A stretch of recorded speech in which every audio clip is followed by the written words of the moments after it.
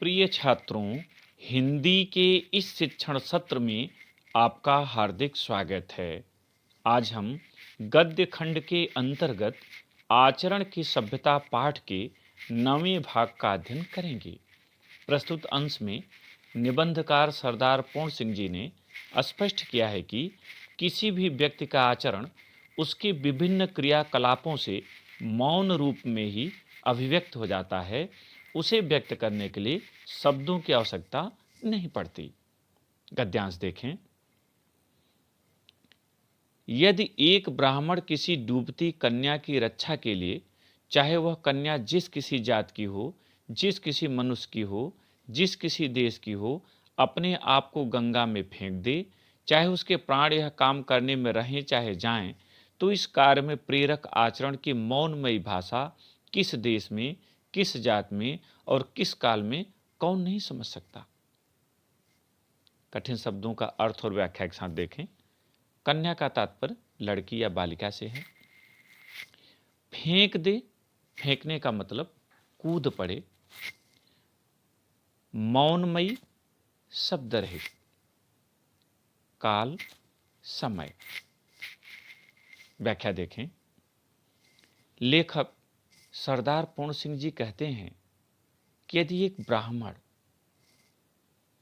जो समाज में सबसे अधिक पूज्य है, वह किसी बालिका को जो नदी में डूब रही हो, बह रही हो, उसकी प्राण रक्षा के लिए वह कूद पड़े, चाहे वह बालिका किसी भी जात की हो, किसी भी धर्म की हो, किसी भी मनुष्य की हो, किसी भी देश की हो।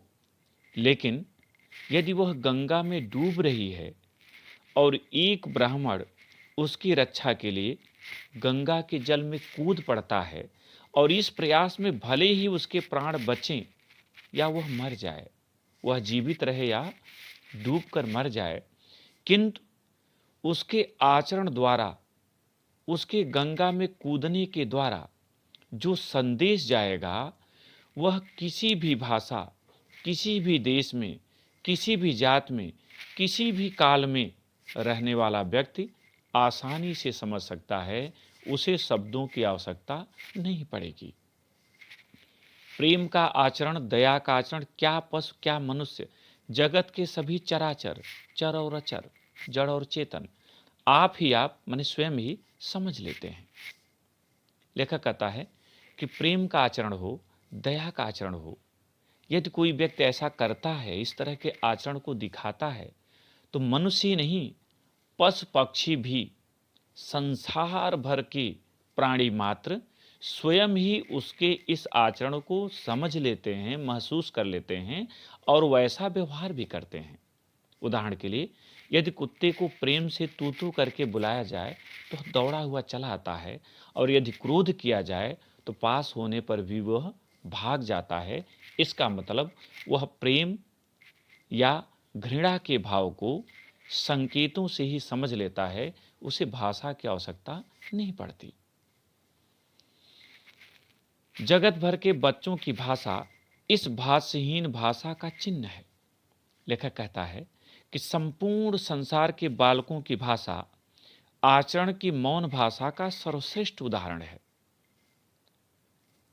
बच्चों की अस्पष्ट भाषा, जिसे हम तोतली भाषा कह सकते हैं, वह किसी भी मनुष्य को जो उनके संपर्क में आता है सहज ही प्रभावित कर लेती है, और वह मनुष्य उनके मनोभावों को सहजता से समझ भी लेता है।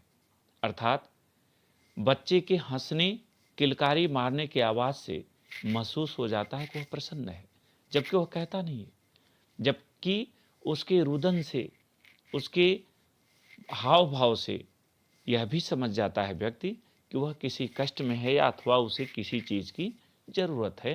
तो इसके लिए शब्दों की आवश्यकता नहीं पड़ती, संकेत से ही वह व्यक्त हो जाता है। बालकों के शुद्ध मौन का नाद और हास्य भी सब देशों में एक सा ही पाया जाता है।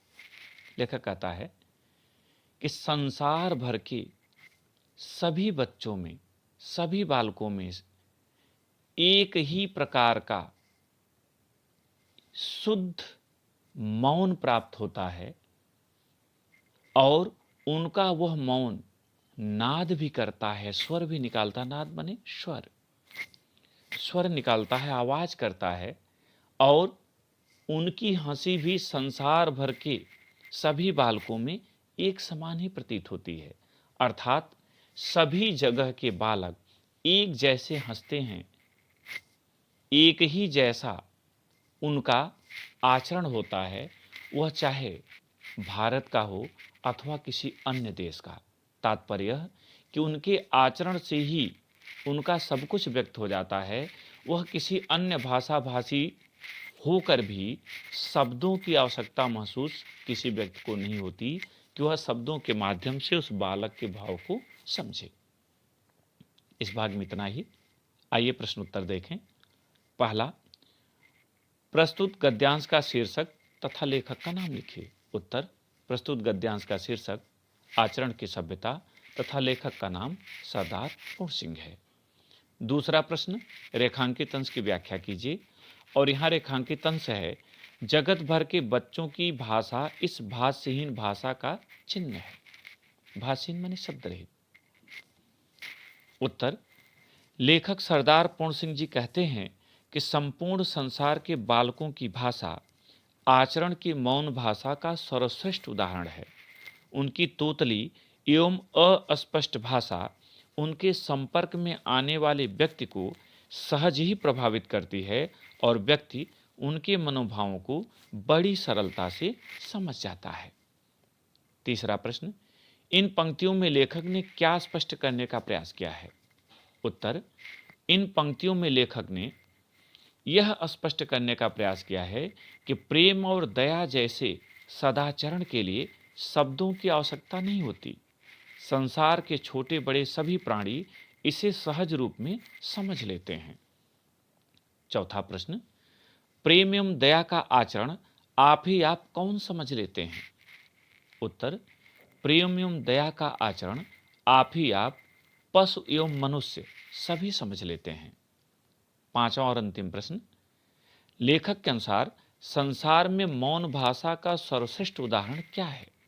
उत्तर, लेखक के अनुसार संसार में मौन भाषा का सर्वश्रेष्ठ उदाहरण बच्चों की भाष्यहीन भाषा है। इस भाग में इतना ही।